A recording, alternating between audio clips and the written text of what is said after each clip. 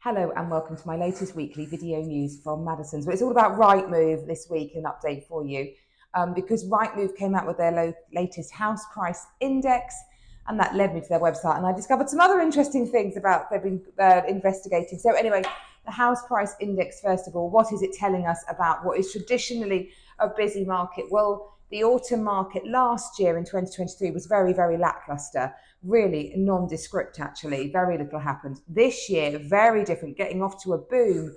Buyer demand up about 14%, seller demand in terms of prices going to market up about 15%.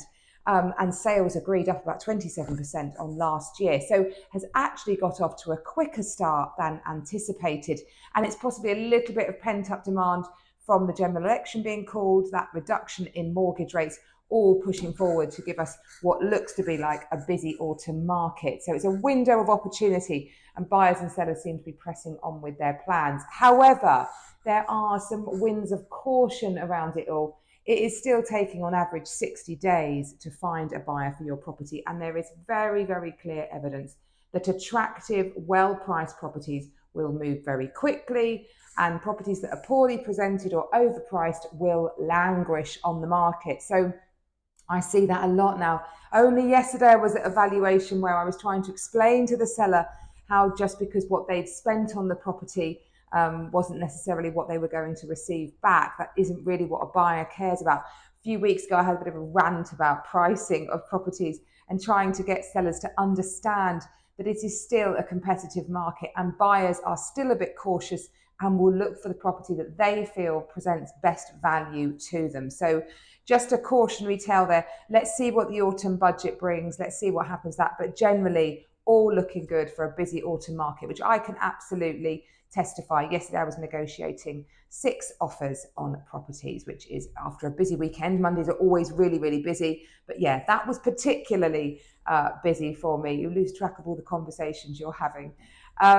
Yes, while I was on Rightmove's website, I noticed a really interesting addition that they have added to their online instant valuation calculator. So one of the most common things that we get asked as agents is, what will my house be worth once I've done this work? I.e., is it worth me doing that extension, going into the loft, knocking down a wall, etc.?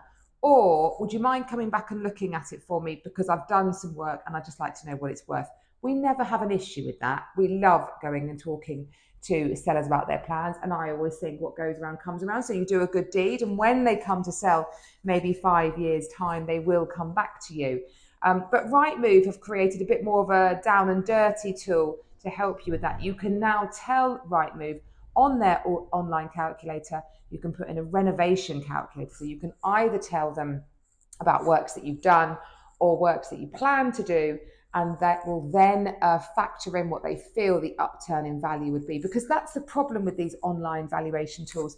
They don't know, and they make a number of assumptions and don't know a number of things. They don't know if what you paid for the property was correct. You might have bought it in a hot market and overpaid for it. You might have had a distressed seller who wanted a very quick deal, so got it for a bargain. They don't know about what you've invested in the property. They don't know if you've trashed the property. There are a variety of factors that they don't know about. So Rightmove are now helping you put that information in to hopefully find out what your property is worth. So great addition there. Do head over to it and have a look at it. Tried to do it on my house, didn't have enough data, so I'm not sure how it will do for yours, but it certainly looks good if you can pull the data off. And yes, while I was on the Rightmove website, an interesting blog caught my attention, a piece of research they've done about the number 13. So of course, it was Friday the 13th last Friday, and they looked at basically how many completions happen on what is deemed to obviously be an unlucky day. Since 1996, they've analysed over 10 million property transactions, and Friday the 13th is the quietest day for completions ever. It goes a bit further. People don't like completing on a 13 generally because they see it as an unlucky number, so that's quite quiet. And a little bit further, a house with a number 13 can be worth about £5,500 less than the average in its area. Superstition ruling all over there. Conversely, number 1 is the most popular house to own. That can add about £39,000 to your value if you own number 1. I'll speak to my neighbours about that. because I'm at number 2. So yeah, really interesting how that superstition plays throughout the market. Well, as I said, it is a very busy autumn market. I have got some great properties going to market. I've got a really nice 5-bed in the village area, going on just under 2 million, beautiful garden. Got a lovely property off Camden Park, the lower Camden Park, the one that leads off Grove Hill Road. 1.5 million, beautiful 3-bedroom, exquisitely presented, utterly stunning. But how about this one? If you think your child did well in the 11 plus and you want to live close to those grammar schools, what about this great property that I've launched on Woodbury Park Road?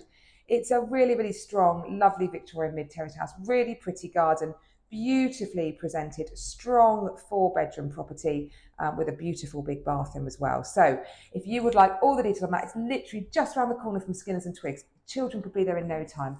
But do give us a call. We're on at a guide of 725. I hope you have a lovely week and I look forward to seeing you next week. Bye-bye.